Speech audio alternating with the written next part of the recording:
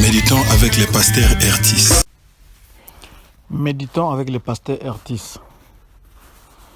Samedi, le 28 décembre 2019, le lecteur de la Bible a prévu le psaume 96 et nous aurons à répondre à quelques questions telles que de quoi ou de qui parle ce verset. Y a-t-il un ordre auquel obéir? Quel verset m'interpelle le plus? Ce psaume est un hymne à la grandeur et à la gloire de Dieu. Nous allons prier. Seigneur, tu es le Dieu merveilleux. Tu es le créateur des cieux et de la terre. Tu remplis les cieux, tu remplis la terre de ta gloire. Parmi les dieux, toi tu es le Dieu de Dieu. Tu es merveilleux, tu es incomparable, tu es le plus grand. Nous invoquons ton nom en ce moment pour que tu nous parles et que tu nous apprennes comment t'écouter pour que ce temps que nous passons dans ta présence nous soit bénéfique. Au nom de Jésus-Christ, Amen. Shalom bien-aimés, bon week-end. Nous commençons notre méditation avec le premier verset et jusqu'au deuxième. Chantez à l'Éternel un cantique nouveau. Chantez à l'Éternel, vous tous habitants de la terre. Chantez à l'Éternel, bénissez son nom. Annoncez de jour en jour son salut. Nous voyons que le commandement ou l'ordre de chanter revient chaque fois. C'est pour dire que il y a une certaine insistance de la part du psalmiste. Nous devons chanter à Dieu un cantique nouveau. Qui doit chanter à Dieu? Ce sont tous les habitants de la terre, parce que lui, il est Dieu de tous les continents connus et les continents que nous ne connaissons pas. Quel est le contenu de notre louange, de notre adoration?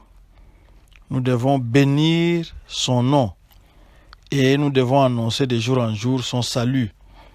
C'est comme avec le fou de Gadara de Marc 5, 1 à 20. Jésus-Christ l'avait délivré et au verset 19, il demande de suivre Jésus. Mais Jésus ne le lui permit pas et il le renvoya plutôt. Et le verset 20 nous dit, il s'en alla pour publier les merveilles de Dieu, pour dire aux autres comment Dieu a eu pitié de lui. Alors ici, le psalmiste aussi nous demande d'être évangéliste, de dire aux autres que notre Dieu n'est pas abstrait, mais il est vivant et il agit. Donc, au verset 3, nous devons raconter parmi les nations sa gloire. Oui, parce qu'il est le Dieu glorieux. Il est celui qui fait des merveilles. Pourquoi devons-nous annoncer sa gloire? Le verset 4 nous le dit, car, c'est-à-dire, on justifie pourquoi nous devons le louer, car l'Éternel est grand et très digne de louanges. Car l'Éternel est grand, ça signifie qu'on le compare à tous les autres qui peuvent prétendre être des dieux. Ils sont des dieux avec des minuscules et le seul Dieu, le vrai Dieu, c'est l'Éternel.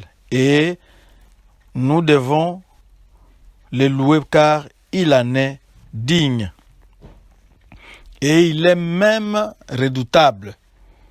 Vous vous souvenez, quand on avait pris l'arche de l'Alliance, on avait mis dans le temple de Baal, à Écron. On se réveille le matin, Baal avait fléchi les genoux devant l'arche de l'Alliance. On les relève, on les met là-bas, le lendemain on revient, on les trouve en morceaux devant le seuil du temple. C'est pour dire que notre Dieu est très très très redoutable. Et le verset 5 ici précise que les dieux des peuples sont des idoles. Oui, ce sont des idoles. On l'a fabriqué soit avec la pierre que Dieu avait créée, on l'a fabriqué peut-être avec les bois que Dieu avait créés, on l'a fabriqué avec l'or, l'argent que Dieu avait créé.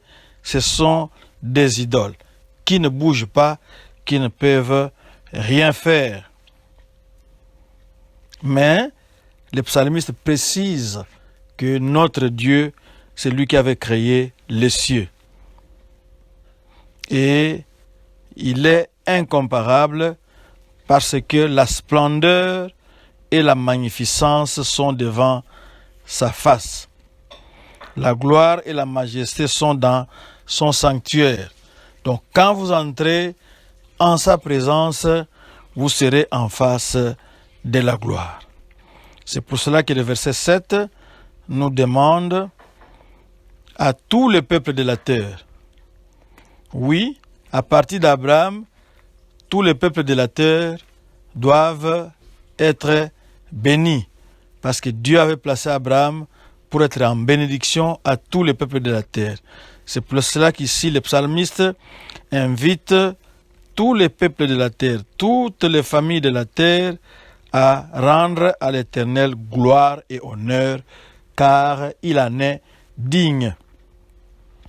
Pourquoi doit-on le glorifier? C'est d'abord, au verset 8, c'est à cause de son nom. Son nom est grand. Son nom est merveilleux. Et puisqu'il est grand, nous devons lui apporter des offrandes. Nous avons vu pendant la période de la nativité comment des gens qui sont venus de loin, quand ils ont appris que le roi des Juifs était né, ils lui ont apporté des présents, ils lui ont apporté des dons très coûteux. Alors nous aussi, nous devons nous présenter devant les rois, non mains vides, mais avec des dons, avec des offrandes pour entrer dans sa présence, pour entrer dans ses parvis. Et puisqu'il est roi, nous devons nous prosterner devant lui, d'après le verset 9, nous devons nous prosterner devant lui et même trembler, parce que nos vies, parce que nos projets, parce que tout ce que nous avons dépend de lui. Il suffit qu'il dise un bon mot pour que nous ayons la vie. Mais s'il dit un mot qui nous condamne, nous allons tout perdre et même perdre la vie. C'est pour cela que nous devons trembler devant lui et non trembler devant des hommes et non trembler devant des idoles. Donc, c'est une invitation à tous les habitants de la terre. Les psalmistes ne s'arrêtent pas ou ne se cantonnent pas à Israël seulement, mais ils voient en grand. Parce que Dieu n'est pas seulement limité à Israël, Dieu est Dieu de toute la terre, de tous les habitants de la terre. C'est pour cela que le verset 10 aussi renforce cette idée-là de dire parmi les nations. C'est-à-dire, ce n'est pas seulement Israël, mais nous devons proclamer aux autres nations. Et vous allez peut-être dire, mais comment moi je vais aller vers les autres nations? Je n'ai pas d'argent. Regarde dans ton village, regarde dans ta ville, il y a des gens qui viennent d'autres contrées. Alors, essaye d'atteindre ces gens-là avec ton témoignage. Tu dois raconter, et comme nous l'avons dit au verset 3, raconter parmi les nations sa gloire. Qu'est-ce que Dieu a fait? Dieu fait de grandes choses. Dieu fait de merveilleuses choses. Alors tu vas les raconter aux nations et dire que l'Éternel règne. Nous avons encore une comparaison ici. L'Éternel règne et son règne est éternel. Pour dire deux fois la même chose. Éternel n'a ni commencement ni fin. Si nous devons les comparer aux idoles des nations, nous verrons que ces idoles-là ont été fabriquées un jour, et un jour que cette statue a été peut-être cassée, son règne était terminé. Mais notre Dieu, il est vivant et il règne éternellement. L'Éternel est un bon juge car il juge avec droiture. Il ne fait exception de personne. Le verset 11, 12, 13, nous avons d'abord une invitation que les cieux, avec toute son armée, puissent se réjouir et que la terre soit dans l'allégresse. L'allégresse, c'est une grande joie. Pourquoi? La terre seulement, pas seulement la terre, mais il y a aussi la mer et tout ce qu'elle contient.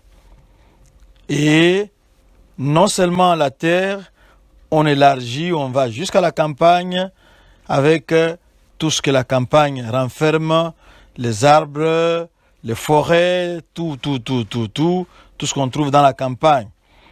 Et c'est une louange qui engage tout l'univers devant l'Éternel parce que il va venir lors du second retour de Christ, il viendra délivrer la terre. Nous savons que la terre soupire depuis que le péché y est entré. La terre est sous l'esclavage. La terre est sous la malédiction et elle réclame, elle dit Maranatha, que Jésus revienne pour l'affranchir de sa servitude d'après Romains 8, 21, où nous apprenons cette idée de servitude et cette attente de retour de Christ qui viendra délivrer la terre.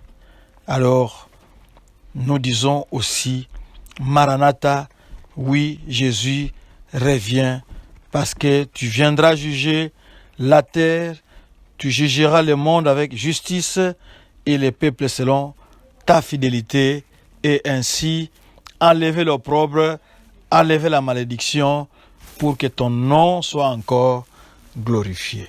Amen. Nous bénissons ton nom Yahweh parce que tu es grand. Tu es le Dieu glorieux.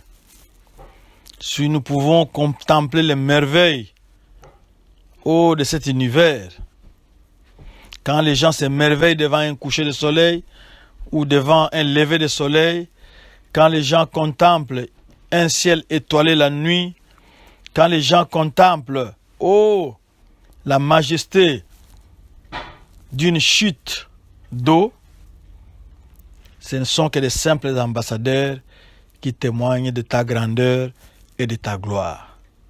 Nous te bénissons pour toutes les merveilles que tu as placées dans l'univers pour nous faire un clin d'œil et nous montrer que tu es grand et tu es digne d'adoration. C'est pour cela que nous te chantons, mon frère, ma sœur, te chante maintenant un cantique nouveau pour bénir ton nom et annoncer ton salut aux nations. Au nom de Jésus-Christ, Amen. Notre adresse, vous pouvez consulter notre page Facebook Doxadeo Lushi ou bien nous retrouver sur Twitter ou YouTube Doxadeo Lubumbashi. Vous pouvez aussi consulter notre site internet www.églisedoxadeo.com. Shalom et bon week-end. Que Dieu vous bénisse.